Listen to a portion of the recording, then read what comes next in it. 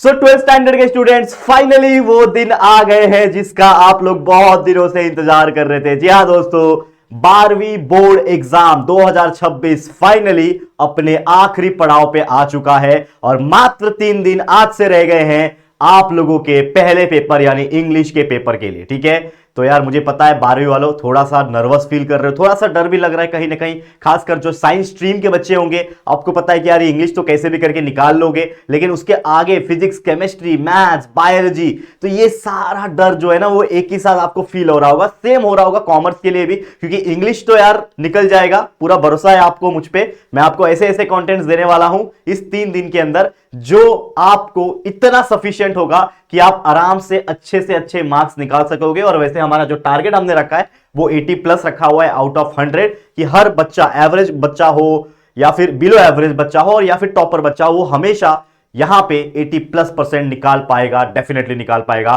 तो चलिए इस वीडियो की शुरुआत करते हैं। क्या है ये वीडियो? Last 3 day strategy. मैंने आपको पिछले कई वीडियोस में कहा था कि 7 तारीख, 8 तारीख, 9 तारीख, ये 3 दिन हमारे लिए बहुत ज्यादा इंपॉर्टेंट होने वाले हैं। किसके लिए? इंग्लिश की प्रिपरेशन के लिए। और यहां पे जो वादा मैंने आपसे किया था वो वादा को पूरा करते हुए जस्ट सुबह 7 बजे 7 तारीख के मॉर्निंग में ये जो वीडियो है ये आप लोगों को मैं अपलोड करके दे रहा हूं, जिसमें आपको ये वीडियो देख के पूरा का पूरा एनालिसिस हो जाएगा कि भाई किस तरीके से आप अपने 3 दिन में इस इंग्लिश की प्रिपरेशन कर सकते हो। तो सबसे पहले मैं आपको पेपर फॉर्मेट बताने वाला हूं, वो भी उनके लिए जिनको नहीं पता। देखो बहुत सारे ऐसे स्टूडेंट्स होते हैं जिनको पता ही नहीं होता कि एग्जैक्टली कि पूरा का पूरा 12वीं बोर्ड का इंग्लिश का पेपर एग्जैक्टली आता कैसा है। तो सबसे पहले मैं आपको फॉर्मेट बताऊंगा, फिर हम लोग डिस्कस करेंगे कि 7 तारीख, 8 तारीख, 9 तारीख, ये 3 दिन में आपको किस प्रकार से प्रिपरेशन करना है। फिर आपको इसी वीडियो के अंदर एक पूरा क्वेश्चन पेपर दिखाने वाला हूं प्रीवियस ईयर का, और उसमें कुछ चीजें एनालिसिस करेंगे। तो इसका मतलब यह है कि इस वीडियो को आप लोग पूरा देखोगे तो ही फायदा मिलेगा।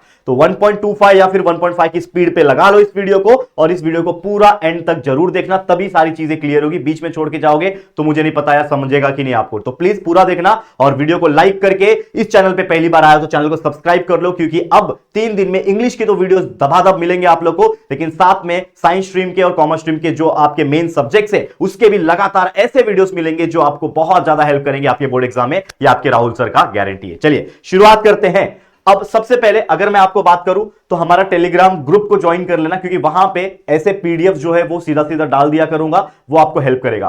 तो टेलीग्राम ग्रुप जिसका लिंक डिस्क्रिप्शन में है, जरूर से जाके ज्वाइन कर लो, बस इतना मुझे कहना है। बाकी चीजें शुरू करते हैं। सबसे पहले हम बात कर लेते हैं हमारे पेपर फॉर्मेट की, या फिर क्वेश्चन पेपर कैसा आता है। तो सबसे पहले अगर मैं बात करूं, क्वेश्चन नंबर 1A जो होता है, मैं आपको क्लियर बता देना चाहता हूं, वो होता है आपका सीन पैसेज। आपका पूरा टेक्स्ट बुक आपने देखा हुआ है, उसमें भी बहुत सारे सेक्शंस है। एक पूरा का पूरे चैप्टर्स का सेक्शन है, बीच में आपका पोएट्री का सेक्शन है, फिर नॉवेल्स का सेक्शन है, और ये तीनों सेक्शन में से चीजें पूछी जाती है। तो सबसे पहला जो आपके क्वेश्चन पेपर में जो क्वेश्चन आएगा वो आएगा 6 मार्क्स का एक्टिविटी बेस्ड क्वेश्चन, जो कि सीन पैसेज के ऊपर होता है, जो कि आपके टेक्स्ट बुक के सेक्शन 1 से बिलोंग करता है। इसमें 6 क्वेश्चन आते हैं, 2-2 मार्क्स का एक क्वेश्चन, कुल मिला के इस क्वेश्चन का वेटेज होता है 12 मार्क्स क्वेश्चन 1A में। ध्यान से सुनो, ये चीज पता होना चाहिए आप लोग को। और इसमें A1, A2, A3, A4, A5, A6 ऐसे 6 क्वेश्चंस आते हैं।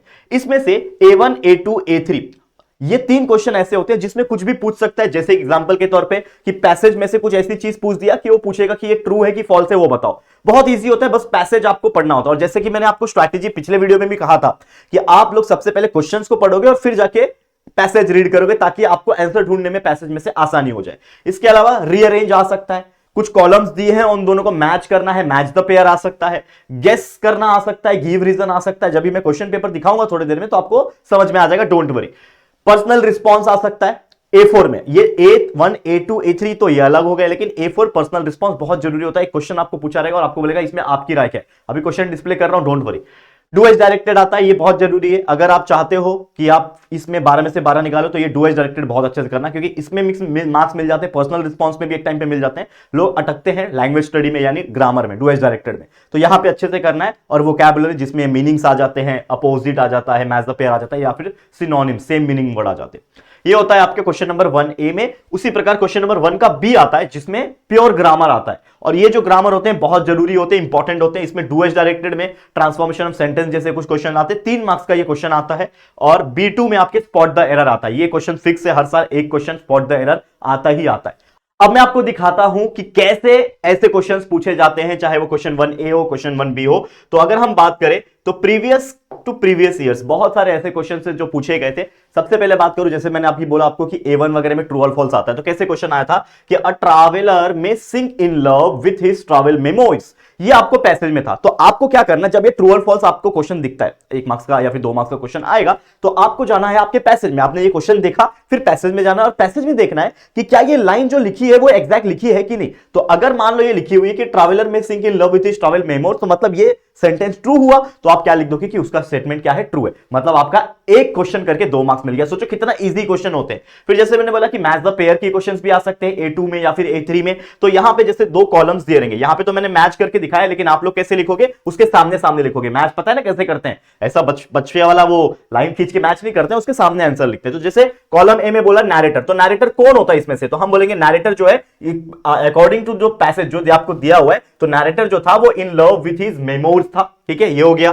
फिर कैमस क्या था, एक fear gives value to travel था। इसके अलावा ईशरवुड क्या था, idea travel should be like a crime story था। Traveller more happy when on moves. तो ये आपको क्या करना है, उसके सामने सामने लिखना है। तो इस प्रकार के क्वेश्चंस जो है पूछते हैं। चाहिए और बात कर ले गिव रीजंस की, जैसे मैंने बोला A3 वगैरह में गिव रीजंस आ सकता है, गैस आ सकता है। तो देखो गिव रीजन आया था कि we are objects of scrutiny because, यहां पे एक डैश दे दिया और आपको क्या करना है, इसमें फिलअप करना है। तो आप क्या करोगे, आप जाओगे पैसेज में और चेक करोगे कि ये लाइन कहां लिखा है कि we are objects of scrutiny because. उसके आगे जो भी लिखा है आपको लिखना है कि traveller consumes new cultures and environment making them subjects of observation. अब एक और चीज मैं बताना चाहता हूं कि जरूरी नहीं होगा कि आपके पैसेज में एकदम एग्जैक्टली जैसा लिखा है आप भी वैसा लिख दो। आप उसमें थोड़ा सा अपना ट्विस्ट दे सकते हो, लाइक अपने वर्ड्स को या फिर ग्रामेटिकल करेक्ट कर सकते हो। तो इससे होता क्या है कि वो आंसर परफेक्ट बन पाता है। क्योंकि मैं हमेशा अपने बच्चों को बोलता हूं कि भाई आप लोग अगर पूरा का पूरा जो पैसेज में लिखा है एग्जैक्ट क्वेश्चन का जो आंसर होता है वो एज इट इज लिखोगे तो वो सेंस नहीं बनता, यानी एग्जैक्ट वो ग्रामेटिकली करेक्ट नहीं होता या फिर मीनिंग वाइज करेक्ट नहीं होता। तो आपको उसमें थोड़ा बहुत चेंजेस लाइक करना पड़ता है अपने हिसाब से, अपने अंडरस्टैंडिंग के हिसाब से, क्योंकि आप पैसेज जब रीड करोगे तो आपको समझ में आ जाएगा। तो वो आपको उसके हिसाब से लिखना है, ये मेरी बात रखना, तभी आपको फुल मार्क्स मिलेंगे। नहीं तो कुछ हाफ मार्क्स 1 मार्क्स कटने के चांसेस होते हैं। तो ये चीज आपको ध्यान रखना है। और फिर जैसे मैंने बोला कि डू एज डायरेक्टेड बहुत इंपॉर्टेंट है। तो डू एज डायरेक्टेड के कैसे क्वेश्चन आए थे कि क्वेश्चन आया था I would come back to my apartment in New York. ठीक है, ये क्वेश्चन पूछा था। अब ये बोल रहा है कि राइट यूज्ड टू, यानी कि आपको यूज्ड टू का इस्तेमाल करना है। लास्ट ईयर टू बच्चों को भी यही बताया था मैंने, आप लोगों को भी बता रहा हूं कि ऐसे ही क्वेश्चंस बनेंगे। तो क्वेश्चन क्या करना है, वुड के जगह पे आपको क्या यूज करना है, यूज टू यूज करना है कि I use to come back to my apartment in New York. खत्म हो गया। ठीक है, समझ में आया। तो ऐसे डू एज डायरेक्टेड क्वेश्चन आएंगे। फिर मैंने बोला कि पैसेज में से जो A5 वगैरह में भी क्वेश्चन, अभी पर्सनल रिस्पांस जो होता है वो तो यहां पे डिस्प्ले नहीं करूंगा क्योंकि पर्सनल रिस्पांस कुछ भी आ सकता है। अभी मैं पैसेज दिखाता हूं, मतलब आपका जो क्वेश्चन पेपर है वो दिखाता हूं, लेकिन लास्ट तक रुकना तभी दिखाऊंगा। अब यहां पे आप देखोगे find out words from passage. अब वर्ड्स फ्रॉम पैसेज मतलब क्या है, 2 चीज पूछा है, रेमिनिसेंस पूछा है, एक्सेलरेशन कहा है। अब ये इसका मतलब क्या है, तो सबसे पहले आप जब पैसेज पढ़ोगे तो यहां पे रेमिनिसेंस करके वर्ड कोई लिखा ही नहीं होगा। ठीक है, तो आपको यह समझना है कि या फिर रेमिनिसेंस अगर लिखा है तो उसके आसपास के सेंटेंस के मतलब क्या बन रहे हैं, क्योंकि ये जो मतलब है कि रेमिनिसेंस का मतलब होता है मेमोरी, ये एग्जैक्ट नहीं लिखा होगा। आपको समझना पड़ेगा कि इसका मतलब मेमोरी होता है, और आपको डिक्शनरी तो हो नहीं कि आपको सब पता है पहले से कि भाई इसका मीनिंग ये होता है। तो जो भी मीनिंग वाले आते हैं, सिनोनिम्स जिसको बोलते हैं, सेम मीनिंग वर्ड कहते हैं, तो आपको वो समझना पड़ेगा कि भाई पैसेज का कॉन्टेक्स्ट क्या है, उस लाइन में उस सेंटेंस में क्या दिया है, क्या पूछ रहा है, क्या फीलिंग बता रहा है वो, और उसका मीनिंग आपको लिखना है। तो दैट इज रेमिनिसेंस का मतलब क्या बता रहा है, वो मेमोरी के हिसाब से बता रहा है। एक्सहालेशन का मतलब क्या बता रहा है, एक्सटेसी बता रहा है, और एक्सटेसी का मतलब होता है कि एक feeling of state of great happiness, यानी बहुत ज्यादा खुशी होती। तो आपको समझना पड़ेगा पैसेज से, और जितने भी आपको मीनिंग वहां पे दिखेंगे जिसका मीनिंग आपको लग रहा है कि भाई ये है, जैसे आपको एक्सेलरेशन पूछा लेकिन एक्सटेसी का मीनिंग आपको पता है कि भाई एक फीलिंग ऑफ ग्रेट हैप्पीनेस होता है, तो ये कर लो। और उसके लिए मैंने आपको एक सजेशन दिया था कि जब आप टेक्स्ट बुक पढ़ते हो तो टेक्स्ट बुक में बहुत सारे ऐसे हार्ड वर्ड्स होते हैं जिसका मीनिंग आप अंडरलाइन कर सकते हो। हाँ, आई नो कि अब वो समय नहीं है, पहले से करना चाहिए था, क्योंकि मैं पहले से आपको बार बार बोलते आ रहा हूं, लेकिन अभी भी कुछ बिगड़ा नहीं है। जब आप चैप्टर्स को एक बार रीड करके जा रहे हो, जैसे मैंने बोला था कि ये टेक्स्ट बुक के सारे चैप्टर्स को एक बार समझ के जाना, रीड करके जाना, या फिर उसको समरी वाइज पढ़ के जाना, तो ऐसे हार्ड वर्ड्स का मीनिंग भी समझ लेना। तो ये आपके लिए बहुत जरूरी था। ठीक है, जैसे मैंने बोला कि और भी कुछ क्वेश्चंस आ जाते हैं, यहां पे ध्यान देना कि men who smash window do not remain to chat with the police. ठीक है, ये क्वेश्चन आया था। अब आप देखो इसमें क्या करने बोल रहा है, मेक इट सिंपल। ये आपको कॉम्प्लेक्स था, अब इसको सिंपल बनाना है। क्या बोल रहा है कि main smashing Windows, do not की जगह पे मैंने डोंट लिख दिया, डू नॉट की जगह पे डोंट लिख दिया, don't remain to chat with the police. ठीक है, 2 मार्क्स का क्वेश्चन था। देखो कितना इजी है। तो सोचो जो क्वेश्चन नंबर 1A होता है, ये कितने इजी क्वेश्चंस आते हैं इसमें। जैसे मैंने बोला कि मैच द पेयर भी आते हैं, तो मैच द पेयर कैसे आते हैं, ये आते हैं, देखो मैच द पेयर। ये एक पहला कॉलम, दूसरा कॉलम, इसमें गिब्बरिश का मीनिंग क्या होता है तो आप ढूंढोगे, गिब्बरिश का मीनिंग होता है मीनिंगलेस स्पीच। तो आप क्या करोगे आंसर में गिब्बरिश के सामने उसके आंसर लिख दोगे मीनिंगलेस स्पीच। एन्चैंटमेंट का मतलब क्या होता है मैजिक, तो एन्चैंटमेंट का लिख दोगे मैजिक। और ये चीज कहां से समझ में आएगी आपको, पैसेज से ही समझ में आएगी, आपको कुछ भी बाहर का दिमाग नहीं लगाना है कि भाई आपके पैसेज को ही समझना है और पैसेज में ही सारे आंसर है। और ये दिमाग जो लगा पाएगा वो बच्चा आराम से पैसेज में जो 12 मार्क्स का क्वेश्चन 1A है उसमें फुल 12 में से 12 निकालते हैं बच्चे, ट्रस्ट में बच्चा आराम से निकालोगे। अरेस्ट का मतलब क्या होता है नैब होता है, पिच का मतलब क्या होता है 3 होता है, उसके सामने लिख दिया, ऐसे मैच द पेयर आते हैं। इसके अलावा जैसे मैंने बोला डू एज डायरेक्टेड के क्वेश्चन आते थे, तो unless you are confident you will not succeed, ये क्वेश्चन आया था। तो इसमें करने क्या बोला, रीराइट बिगिनिंग विथ इफ, यानी इफ से शुरुआत करो। तो आपको क्या अनलेस पूछा है तो अनलेस की जगह पे आप इफ लिख दो। तो अनलेस यू आर कॉन्फिडेंट, ना यहां पे बोल रहा है if you have confidence, unless था तो यू आर कॉन्फिडेंट था, इफ आए तो यू हैव कॉन्फिडेंट। तो if you have confidence you will get success, मतलब अगर आपके पास कॉन्फिडेंस है तो आपको सक्सेस मिलेगा। तो ये चीजें हैं जो आपको समझनी पड़ेगी। स्पॉट द एरर, जैसे मैंने बोला ये जो क्वेश्चन था ये आपके किस में आएंगे, आपके क्वेश्चन 1B में आ जाएंगे। अब क्वेश्चन 1B के आगे एक और क्वेश्चन था जैसे मैंने बताया ये वाला, ठीक है ना। क्वेश्चन 1B में एक तो ये था do as directed transformation sentence जो मैंने अभी बताया, और दूसरा स्पॉट द एरर जो डेफिनेटली एक क्वेश्चन 100% आता है, और वो चीज मैं आपको यहां पे बता दे रहा हूं कि स्पॉट द एरर कैसा आएगा। स्पॉट द एरर में क्वेश्चन ऐसा आता है कि he prescribe medicine along with a few exercises to his patient, ठीक है। तो यहां पे आपको क्या करने बोल रहा है, ठीक है। अब इसको एरर पहचानना है, यहां पे क्या करना है एरर पहचानना है। तो ही प्रिस्क्राइब नहीं होता, ही प्रिस्क्राइब्स होता है, क्योंकि कोई डॉक्टर प्रिस्क्राइब करता है, ठीक है ना। तो ही प्रिस्क्राइब्स हो गया, मेडिसिन का मेडिसिन हो गया, क्योंकि एक दवाई तो देगा नहीं, मल्टीपल दवाई देगा। तो ही प्रिस्क्राइब्स मेडिसिन हो गया, along with जो एक ही वर्ड थे उसको सेपरेट करो, along with, तो along with a few exercises to his patients, बस आपने एरर को पहचाना और उसको करेक्ट करके लिख दिया, मिल गया आपको 1 मार्क्स। तो ऐसे क्वेश्चंस बनेंगे। और क्या क्वेश्चंस बन सकते हैं, देखो we can accept our life gracefully, इसमें क्या बोल रहा है कि rewrite using the modal auxiliary showing the compulsion, यानी आपको कंपल्शन दिखाना है वहां पे। तो ये क्या बोल रहा है वी कैन एक्सेप्ट, तो कंपल्शन नहीं है, वी मस्ट आ जाएगा तो कंपल्शन आ जाएगा, कि मतलब भाई बता रहे कि कंपल्सरी करना ही है। तो we must accept our life gracefully, और ये करना ही चाहिए यार, हमारी लाइफ को हमें ग्रेसफुली एक्सेप्ट करना चाहिए, है कि नहीं। जो है मेहनत करो और आगे बढ़ते रहो यार, ये दुनिया किसी के लिए रुकती नहीं है, बस अपने आप में चलना है, खुश रहना, अपने फैमिली और अपने फ्रेंड्स अपने क्लोज वन के बारे में सोचना है, ठीक है। Next question, as I entered the post office the post master presented me with a telegram, इसमें बोल रहा है कि begin the sentence with no sooner, यानी शुरुआत करना है आपको नो सूनर वाले वर्ड से। तो आप क्या करोगे, एज आई एंटर था, यहां पे मैंने लिख दिया कि no sooner did I enter the post office then the post master presented me with a telegram. तो आपने नो सूनर से शुरुआत किया, जब तक मैं वहां नहीं आया तब तक ऑफिस में, पोस्ट ऑफिस ने, पोस्ट मास्टर ने मुझे क्या नहीं किया, टेलीग्राम नहीं दिया, ठीक है। नेक्स्ट क्वेश्चन यहां पे आया कि the mother looks after her child, देखो 3 क्वेश्चन आया ना, ये 3 क्वेश्चन, यही 3 क्वेश्चन ऐसे आते हैं आपको किसमें, क्वेश्चन नंबर 1B के B1 में, जिसमें आपको डू एज डायरेक्टेड के 3 क्वेश्चन होते हैं। तो 1 2 3 ऐसे 3 क्वेश्चन आएंगे, फिर चौथा वाला जो रहेगा B2 रहेगा, जो कि स्पॉट द एरर रहेगा। तो देखो the mother looks after her child, इसको क्या करना है, रिटोरिकल बनाना है। रिटोरिकल मतलब क्वेश्चन पूछना। तो ये the mother looks after child, तो हम पूछेंगे क्या, इसमें बोला है कि मदर अपने बच्चों को देखती है, तो आप क्वेश्चन क्या पूछोगे, क्या मदर अपने बच्चों को देखती है, तो does the mother not look after her child, ठीक है। तो ये हो गया रेटोरिकल क्वेश्चन, मीनिंग चेंज नहीं होना चाहिए, ठीक है ना। स्पॉट द एरर 1 मार्क्स के लिए आता है B2 में, summers in Delhi are extremely hot, सच में बहुत गर्मी होता है दिल्ली में तो summers in Delhi are extremely hot, ये यहां पे पूछा हुआ है, इसमें गलत चीज बताना है। तो गलत क्या बताओगे, summers in Delhi are extreme बोल रहा है यहां पे, और हमको पता है भाई एक्सट्रीम हॉट नहीं होता, ठीक है, क्या होगा, एक्सट्रीमली हॉट होता है, ठीक है ना, समझ में आ रहा है, एक्सट्रीमली हॉट, ठीक है, समझ में आ रहा है। और ये एडवर्ब हो जाएगा ना, तभी तो वो विशेषताएं बताएगा एडजेक्टिव का, समझ में आ रहा है। चलो ये ऐसी चीजें हैं जो आपको पूछी जाएगी, जो मैंने आपको अभी अभी पूरा बता दिया। तो क्वेश्चन नंबर 1A और 1B उम्मीद करता हूं आपको क्लियर हो गया होगा कि कैसे आएगा और क्या करना है। और जैसे मैंने बोला कि क्या करना है, उसके लिए आप क्या करोगे, जितना भी आपके पास नोट्स होंगे, जहां जहां आपको वैसे डू एज डायरेक्टेड दिखते हैं, पैसेज का तो एक ही इलाज है भाई, जो पैसेज आएगा उसमें से आपको करना है अगेन, लेकिन अपने एंड से टेक्स्ट बुक वगैरह थोड़ा बहुत रीड करो, समझ के जाओ, ये मैं आपको बोलूंगा। उसके बाद चलते हैं क्वेश्चन नंबर 2 की तरफ। तो आप क्वेश्चन नंबर 2 कैसा पूछता है, यहां पे ध्यान देना, सब लोग ध्यान देंगे। क्वेश्चन नंबर 2A जो होता है, इसमें भी देख लो पहले, क्वेश्चन नंबर 2A आता है, 2B आता है, 2C आता है, ये समझ लो पहले। क्वेश्चन नंबर 2A जो होता है वो 6 मार्क्स के एक्टिविटी बेस्ड क्वेश्चन होते हैं, अगेन सेम कॉन्सेप्ट, लेकिन फर्क सिर्फ इतना है, ये पैसेज अनसीन रहेगा, मतलब ये पैसेज, ये वर्डिंग्स आपने जिंदगी में देखे नहीं होंगे, क्योंकि वो आपके टेक्स्ट बुक के बाहर से आएंगे। अनसीन पैसेज का मतलब क्या होता है, बिना देखा वाला पैसेज, मतलब आपने देखा नहीं है उसको। सेम कॉन्सेप्ट रहेगा, 12 मार्क्स का क्वेश्चन आएंगे, मतलब A1 A2 A3 A4 A5 A6 ऐसा 6 क्वेश्चन आएंगे सेम उसी में। पहला क्वेश्चन जैसे कुछ भी आ सकता है, ट्रू और फॉल्स, करेक्ट, अल्टरनेटिव, ठीक है ना, कुछ भी आ सकता है। एक्सप्लेन करने के लिए कंप्लीट द टेबल आ सकता है, गिव रीजन आ सकता है, जस्टिफाई आ सकता है। फिर A4 तो फिक्स है, पर्सनल रिस्पॉन्स आएगा। आपको सवाल पूछेगा कि आप उसके जगह पे होते तो क्या करते हैं, आपकी राय क्या है, आपकी सोच क्या है, वो पर्सनल रिस्पॉन्स में आ जाता है। A5 dual directed, again same वही एक क्वेश्चन आ जाएगा। और A6 vocabulary, synonyms, antonyms, opposite वगैरह कुछ भी आ सकता है। तो ऐसे 6 क्वेश्चन आएंगे सेम।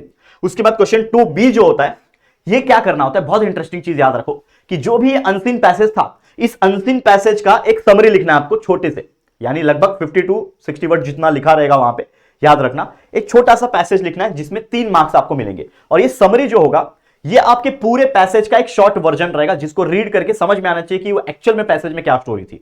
तो वो आपको लिखने आना चाहिए अगेन। और उसके लिए क्या करना पड़ेगा, आपका मेमोरी पावर बहुत इंपॉर्टेंट है। और मेमोरी क्या मतलब कि जो आप पैसेज में रीड किया आपने, उसको माइंड में रखो और जो भी इंपॉर्टेंट पॉइंट्स है उसको बना के अपने ओन लैंग्वेज में इस समरी के अंदर चिपका दो। आपको आराम से 3 में से 2+ मार्क्स डेफिनेटली मिल जाएगा, ये मेरी गारंटी। 2+ डेफिनेटली मिलते हैं, करेक्ट है। तो मार्क्स पॉइंट ऑफ व्यू भी अगर चले, क्योंकि हमारा टारगेट क्या है, 80 मार्क्स का हमारा टारगेट है बच्चा, ठीक है ना। तो मार्क्स पॉइंट ऑफ व्यू भी चलेंगे। तो जैसे यहां पे अगर आप देख पा रहे होंगे, तो मैं ये तो बोलूंगा कि यहां पे 12 में से हर बच्चा 10 मार्क्स तो इजीली निकाल लेगा, ठीक है।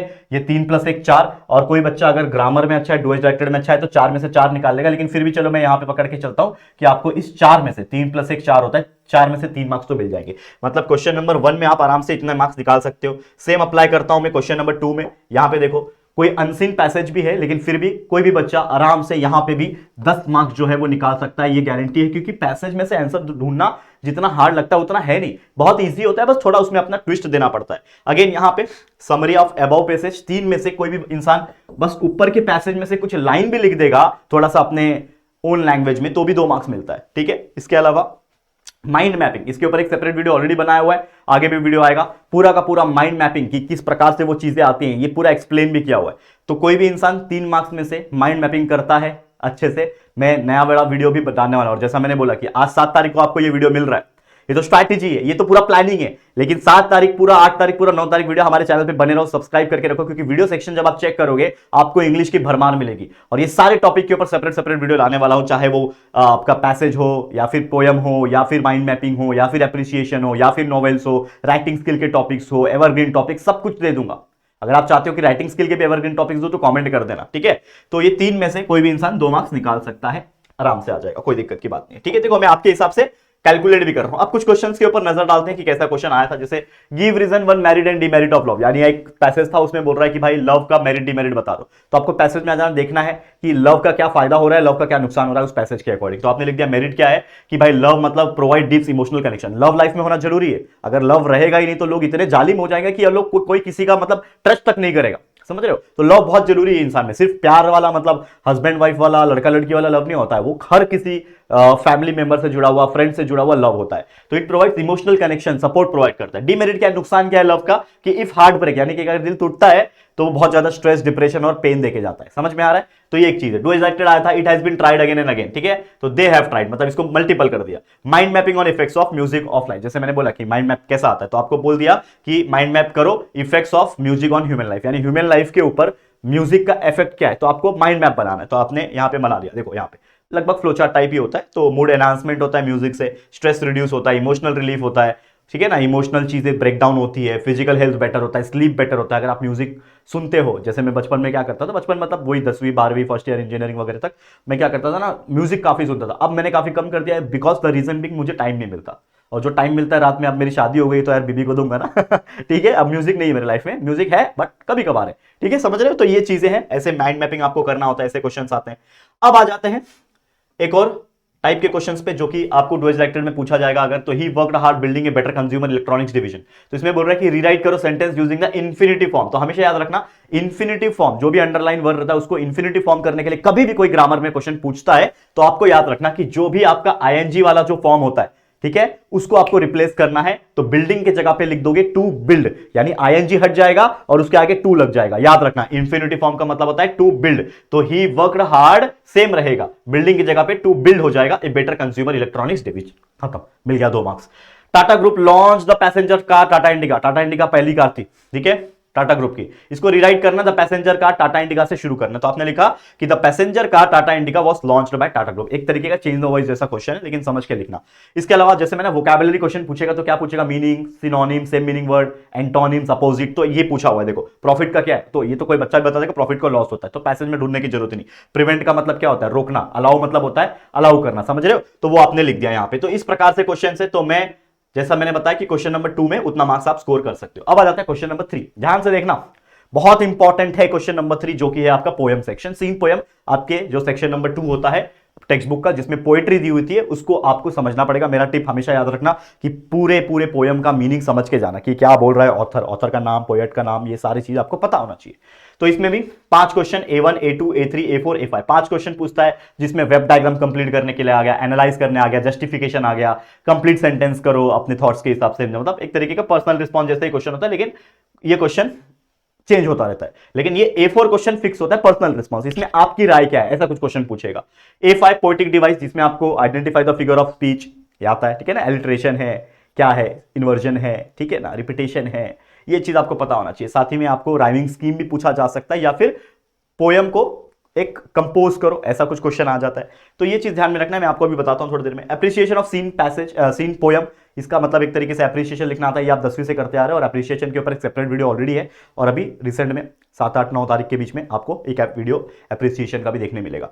तो कोई भी बच्चा अगर प्रिपरेशन कर रहा है तो 10 में से आराम से बच्चा इस पोयम के हिसाब से मैं अगर बोलूं तो 8 मार्क्स स्कोर कर सकता है। एप्रिसिएशन इतना जबरदस्त होता है कि आप अगर पूरे फॉर्मेट के हिसाब से, जैसे मेरा टाइटल होना चाहिए, पोएट का नाम होना चाहिए, उसके बाद उसका थीम कि क्या बोल रहा है वो पोएम, वो बताना है। पोएटिक डिवाइस, जिसमें लैंग्वेज आप बताओगे कि राइमिंग स्कीम क्या है, उसके अंदर फिगर ऑफ स्पीच क्या है, ये बताना है। आपके वैल्यूज और थॉट्स और ओपिनियन लिख देना है आराम से, बहुत सिंपल होता है एप्रिसिएशन। 3 मार्क्स कोई भी बच्चा निकाल सकता है अगर वो लिखेगा तो, नहीं लिखेगा तो बात ही नहीं। समझ में आ रहा है? तो ये आपका क्वेश्चन नंबर 3 की बात हो गई, ठीक है। इसमें कुछ क्वेश्चन ऐसे आए थे, देखो, identify and explain the figure of speech, ऐसे कुछ क्वेश्चन आए थे कि still here I can carry the old decision बर्डर्स। इसमें आपको पहचानना है कि कौन सा फिगर ऑफ स्पीच है। तो ये पैराडॉक्स है, ऑक्सीमोरॉन, ठीक है, मतलब अपने डिलीशियस बर्डन की बात हो रही है, मतलब डिलीशियस तो खाना होता है ना, लेकिन यहाँ पे बर्डन्स की बात हो रही है, मतलब बोझ की बात हो रही है, तो ये पैराडॉक्स हो गया, ठीक है ना। तो याद रखना, ऑक्सीमोरॉन भी बोलते हैं। The contrast delicious burden indicate से कॉन्ट्राडिक्शन कर रहा है ना वो, इसके लिए। फिर द कंप्लीट लाइंस, ऐसा कुछ क्वेश्चन आ सकता है कि कुछ लाइन दिया उसको कंप्लीट करो, तो आपको पोयम में देखना पड़ेगा कि there is no way leading back,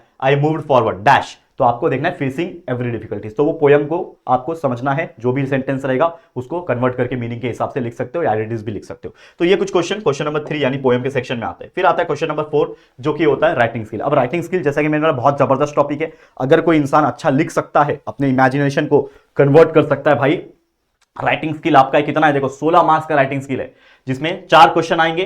पहला question drafting virtual message, group discussion, statement of purpose, इन तीनों में से कोई एक लिखो। ईमेल, रिपोर्ट राइटिंग, इंटरव्यू, इन तीनों में से एक। स्पीच, कंपेयरिंग, एक्सपेंशन ऑफ, इन तीनों में से एक। रिव्यू, ब्लॉग, अपील, इन तीनों में से एक। अब मैं आपको ना क्वेश्चन पेपर दिखाता हूं, यहाँ पे 1 सेकंड रुक जाओ बस, ठीक है। यहाँ पे मैं आपको क्वेश्चन पेपर क्या दिखा रहा हूं कि लास्ट ईयर यानी 2025 में आपका जो ये था राइटिंग स्किल था, उसमें कैसे क्वेश्चन आए थे। तो मैं थोड़ा सा फास्ट लेके चलता हूं, आप लोगों को थोड़ा सा ध्यान देना, ठीक है। और बच्चे यहां तक बने रहो, वीडियो को लाइक और चैनल को सब्सक्राइब कर देना, और मैं चाहता हूं अपने सभी दोस्तों तक हमारे इन वीडियोस को पहुंचा देना। कहां गया, आया क्या, हाँ ये रहा, देखो राइटिंग स्किल का सेक्शन दिख रहा है आपके सामने। अभी जो राइटिंग स्किल को आप देखोगे तो इसमें सबसे पहले क्वेश्चन देखो ये क्या है, attempt any one of the following. यहां पे मैं आपको लिख के दिखाता हूं, ठीक है। यहां पे अगर आप ध्यान दोगे क्या बोल रहा है कि attempt any one of the following activities, जिसमें बोल रहा है कि वर्चुअल मैसेज। तो imagine Shubham has to leave for his native place. तो आपको क्या देखना है यहां पे, कहां गया, हाँ आपको क्या देखना है कि ये क्या पूछा है, वर्चुअल मैसेज पूछा है, ठीक है, स्टेटमेंट ऑफ पर्पस पूछा है, ग्रुप डिस्कशन। तो मैं हमेशा अपने बच्चे को क्या बोलता हूं कि वर्चुअल मैसेज लिखना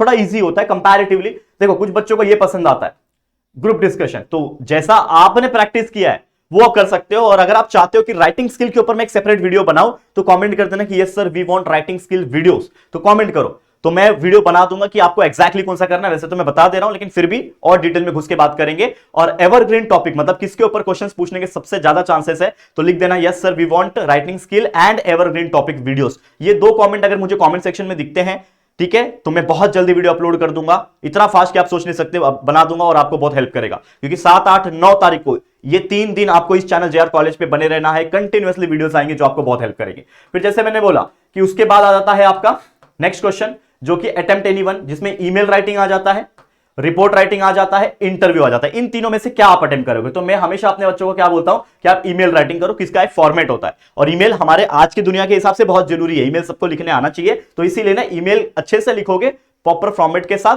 तो बहुत अच्छी तरीके से आपको रिस्पांस मिलेगा। और ईमेल के ऊपर मैंने एक वीडियो पहले भी बनाया था, अभी आगे भी बना दूंगा, क्योंकि अगर आप कमेंट करोगे कि भाई राइटिंग स्किल के ऊपर वीडियो चाहिए, एवरग्रीन के ऊपर चाहिए, तो मैं जरूर से इसके ऊपर वीडियो बनाऊंगा। ठीक है, इसके अलावा देखो ऐसे क्वेश्चन इंटरव्यू वाले कि ये इंटरव्यू के क्वेश्चन है, लेकिन थोड़ा लेंथी हो जाता है मेरे हिसाब से, इंटरव्यू मत करना। फिर उसके बाद आता है एनीवन स्पीच, कंपेयरिंग या फिर एक्सपांशन ऑफ आइडिया।